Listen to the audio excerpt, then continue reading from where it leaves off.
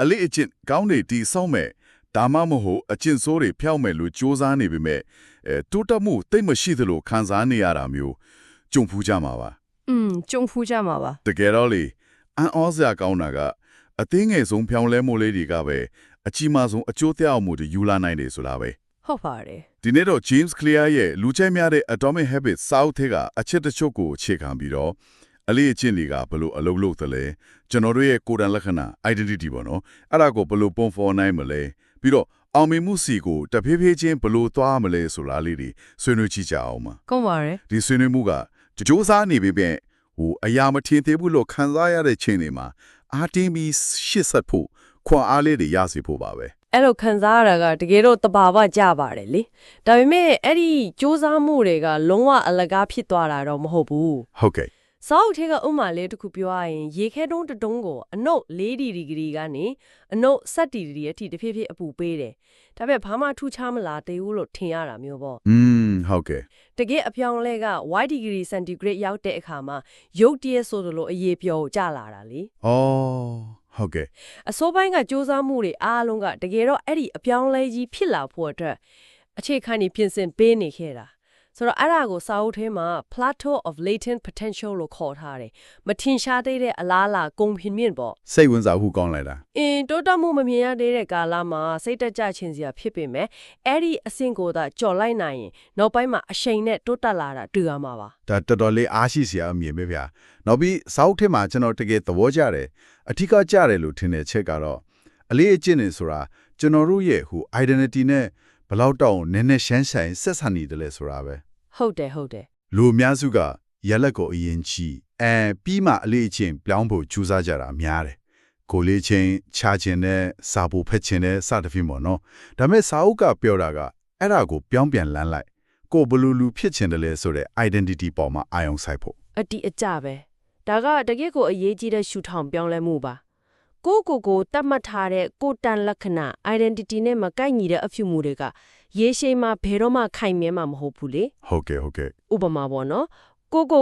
ကျမ်းမာရေးလိုက်စားသူလို့တတ်မှတ်ထားရင်လေ့ကျင့်ခန်းလုပ်ဖို့ပြင်းနေတဲ့စိတ်ကိုတွန်းလှန်ရတာပိုလဲသွားတော့ဒါမှမဟုတ်ဆေးလေးမတောက်တတ်သူလို့ကိုမြင်ရင်တလေးလောက်တောက်လိုက်ဖို့ဆိုတာကို identity နဲ့စန့်ကျင်နေပြီလေ မှန်လိုက်တာ ဆိုတော့လေအထက်ရောက်ဆုံးနီးလန်းကကိုဘာရချင်လဲဆိုတာထက်ကိုဘသူဖြစ်ချင်လဲဆိုတာကိုအရင်ဆုံးဆုံးဖြတ်ဖို့ပဲပြီးတော့အဲ့ဒီ identity ကိုထောက်ခံမဲ့အသေးစားအဖြစ်မှုလေးတွေလုံရင်ကိုတက်တည်ပြသွားဖို့လိုတယ်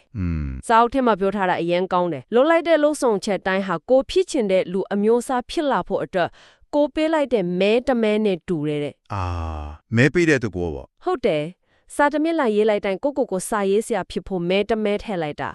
လေ့ကျင့်ခန်းလုပ်လိုက်တိုင်းအကစားသမားတရားဖြစ်လာဖို့မဲတမဲပေးလိုက်တာပဲ အဲ့ဒီမဲပေးခြင်းဆိုတဲ့အယူအဆကတကယ်မှတ်မိလွယ်တယ်ဒါဆိုရင်အဲ့ဒီ identity အသစ်ကိုအားဖြည့်ပေးဖို့အလေးကျင့်အသစ်တစ်ခုကိုလက်တွေ့မှာဘယ်လိုများစတင်နိုင်မလဲ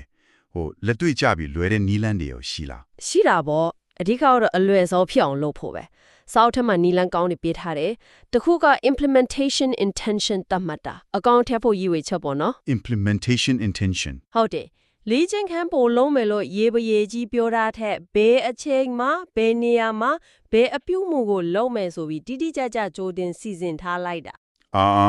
ပိုပြီးတိကျသွားတာပေါ့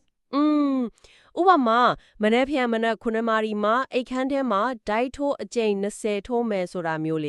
လေးလာမှုတွေရအောင်ဒီလိုတိကျရဲ့အစီအစဉ်ရှိတဲ့သူတွေကရည်ရွယ်ထားတဲ့အတိုင်းလုပ်ထွေးဖို့ဖြစ်နိုင်ခြင်း2ဆနဲ့3ဆအထိပိုများတယ်လို့ဆိုတယ်ဒါကစဖို့အတွက်တွန်းအားကောင်းဖြစ်စေမှာဖြစ်ကြတယ်နောက်ထပ် new land ခုအဲ့ဒါလေစာအုပ်ထဲမှာဖတ်လိုက်ရတယ် habit stacking ဆိုတာလေအလေးကျင့်စင့်ကျင်ပေါ့ဟုတ်တယ်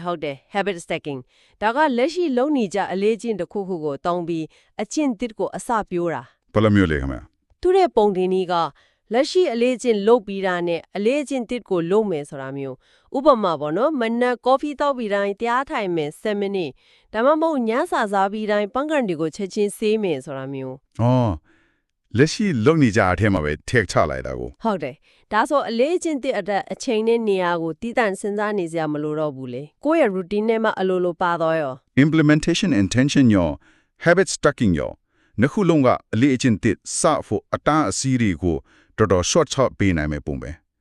ဒါပေမဲ့တခါတလေ အဲ့ဒီအလေးအကျင့်တွေကနည်းနည်းကြီးနေတယ်ခတ်တယ်လို့စိတ်ထဲခံစားရရင်ကောဘယ်လိုလုပ်ရမလဲ အဲ့ဒီအတွက်ကတော့2 minute rule ဆိုတာရှိတယ်2 minute စီးမြင့်ပေါ့အရန်အသုံးဝင်တယ် နမနဲ့စီးမယ် ဟုတ်တယ်ဆိုလိုတာကအလေးကျင့်တစ်ခုကိုစလုပ်တဲ့အခါမှာအဲ့ဒီအပြုတ်မှုကို2 minute ဒါမှမဟုတ်2 minute အောက်ကြတဲ့အသေးစား version တွေဖြစ်အောင်အရင် short ချလိုက်ဖို့ပဲ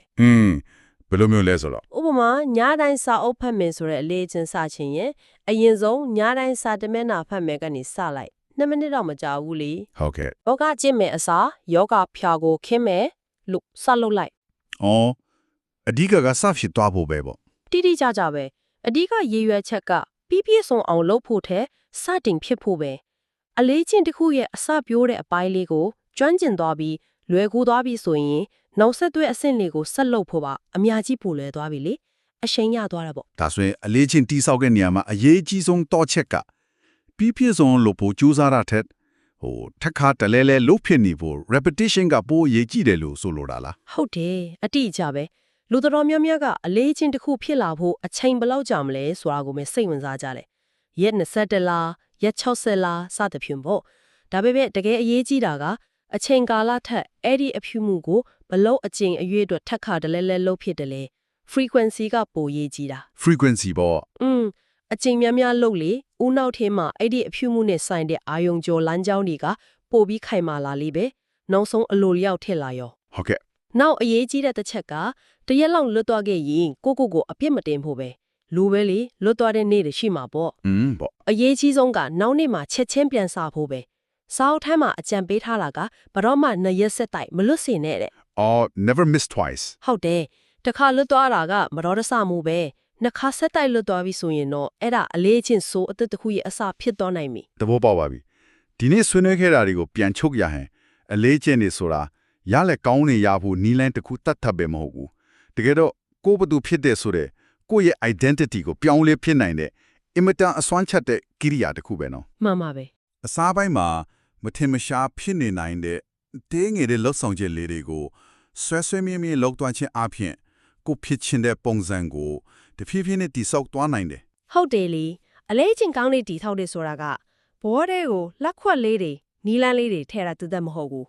ပိုက်ဆံဘိုးရှာနေတာတော့ကိုလေးချင်းကြတာတော့စိတ်ဖိစီးမှုယော့သွားတာတော့အဲ့ဒါလိုပြင်ပအောင်မြင်မှုတွေရဖို့တက်လည်းမဟုတ်ပြန်ဘူး ဟုတ်ကဲ့ အဲ့ဒါတွေကနောက်ဆက်တွဲအကျိုးကျေးဇူးတွေပေါ့